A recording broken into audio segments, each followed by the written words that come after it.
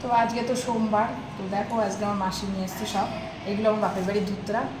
তো এই ধুতরা ফুলগুলো দিয়ে আজকে পুজো দেবো।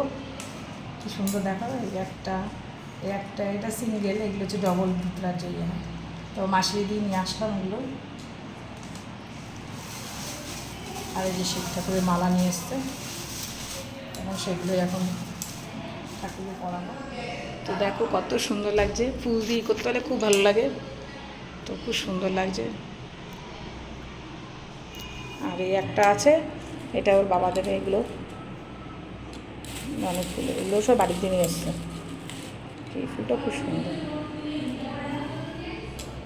এইটা আমাদের দেখো গণেশ, এটা কিসের বলো তো, এটা শ্বেত আকন্দের দিয়ে শিকড় দিয়ে করা এই গণেশটা আমাদের।